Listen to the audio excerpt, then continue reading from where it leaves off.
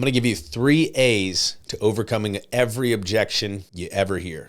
Look, insurance sucks. I'll just make it suck less.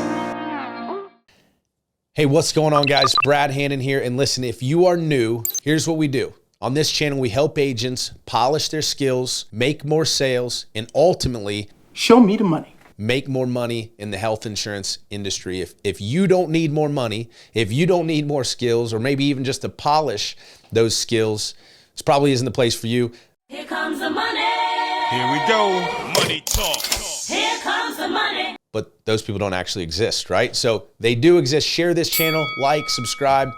We want to help as many people as we can. Also, if you have a topic, if you have something, I want to give a shout out to, I don't have the name on the top of my head, but somebody recently had posted some ideas for some topics. It is Medicare related, however. We're probably not going to get into a whole lot of Medicare on this particular channel. There is a day and time where we may start another channel down that avenue, but we're going to stay in our lane here. We're talking under 65 health, whether that's group or individual, whether that's pertaining to just running your business, recruiting agents, drop a comment, let us know what you'd like to see. But today I want to give you my 3-step process, right? 3 A's to overcoming objections, right? I'm a very simple-minded person, right? I want to keep it simple for those of us that maybe aren't as intelligent, right? We won't use the other S word, but just something that you can remember, right? So the 3 A's are very simple for me to remember, even when the objection comes up. In my head, I think, okay, agree. It's the first one. Answer. You can actually replace that with acknowledge, depending on how the objection is given to you, right? If it is a question and you don't answer their question, you're probably going to have a tough time overcoming the objection, right? If you like squirrel, although any response to an objection is typically a good response, at least you're responding. So agree, answer. And then the last step, which is very important, and we're going to talk about this in one of our future videos. We actually just filmed a video. I don't know which one will be out first, but we should probably put this one out first and then look out for the future video of what this method will actually help you do. And we'll talk about it in that video as well. But agree, answer, and ask. It keeps you in control of the conversation, right? So that asking the question back is very, very important. So I want to kind of give you a couple examples of how this works or how this would look to you. I didn't even come up with objections before this, but I'm going to give you a couple ideas. And just one off the bat that I randomly just thought of is I don't do business over the phone, right? We do a lot of phone sales here. And maybe you're calling a lead or calling a prospect, and the first question they ask you is, well, where are you located? And I'm in Florida, and they're in Georgia. And they're like, well, you're in Florida. I don't do business over the phone. Sorry, I can't help you. What's the first A? Agree. Hey, I totally understand, right? Eric, I totally understand that you don't do business over the phone. Listen, man, I don't do business over the phone either with somebody that I have not gotten the chance to get to know at least. And then that is a statement, not a question. So you're acknowledging. And so I totally understand where you're coming from with that. Then the ask. However, is that because you've had a bad experience with an agent in the past that you worked over the phone with, or are you just more of a face-to-face kind of person, right? You can ask that follow-up question, and they may say, well, hey, I've just had a bad experience with somebody in the past. Okay, you're going to have to keep digging. This isn't a like end all be all. You ask the question and then boom, you're through it, right? You're trying to get more information going down that process. Yes, you know what? I did get burned by an agent. They sold me a crappy plan. I was never able to get a hold of them. The phone was shut off the next day.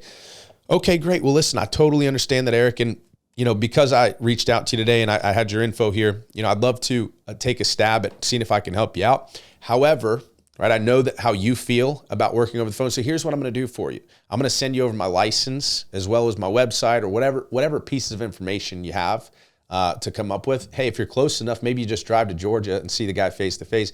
I can tell you though, I've probably got 20, 30, 40, 50 clients on the books. There's a lot for me personally, not even just the agency, me personally, a lot of clients on the books that have given me that objection where they don't do business over the phone, and you can quickly overcome. Now with COVID recently, obviously, or the history of it, whatever, it's like forever. I was actually at a pool the other day, and at that pool they had a sign, and the sign was so worn and like ragged out, but it was like a COVID sign. I'm thinking in my head, I can't believe that this is what like COVID signs look like now. They look old and worn out and ratty because like it's been that long, but I digress. So because of all of that stuff, you probably have a great chance at overcoming that objection. Another one, I have to think about it, right? I have to think about it. That's a really common one that we get a lot. Again, the most important thing here is to agree. Hey, I totally understand that you've got to think about it. In fact, I wouldn't expect you to not want to have some time to think about it. Is there a reason, or is there something specific you'd like to think about, or is it just a general feeling of you're not quite sure if this plan is good for you? Okay. Again, agree, answer, and ask. Agree, answer, and ask. I'm trying to think of one that would have a question or a statement back, or an answer back instead of just a statement. But a lot of times objections are statements and not questions to you. All right, so we just had to take a quick cut there to come up with an objection that actually had a question in it, and we really found out that most objections are statements, right? An objection can come in the form of a question when it's like, hey, I already have insurance. What would I need this for? Right? That could be an objection. Like, let's say you're calling a lead and, or calling an age lead or something and said, I already have insurance. What would I need this for? Right? Hey, that's a great question. So again, the biggest thing that you can take from this that I think that I do better than almost anybody else is that agree, right? Even when I'm just like over the top obnoxious with it, like, hey, I totally, you know what? Most people that I talk to, they feel that exact same way. The reason you would need this is because it's actually a lot less expensive than your traditional options out there, or it's got a wider network, whatever it is. It depends on what you're selling there. But who is your current coverage with? Okay, again, following it up with a question so that you're remaining in control of the conversation is so crucial. It's really the middle part doesn't so much matter. How you start to address that objection and how you finish is the important thing, right? By agreeing and then asking, right? The ask at the end is the most important thing because it does, or is, equally important as the first, because it keeps you in control of the conversation, which, by the way, we'll be doing another video on keeping control of the conversation. So check that out in the description. And I hope that helps. Listen, if that helps you, or if you've got a way to overcome objections that works for you, drop in the comments. Love to hear from you. Thanks for tuning in.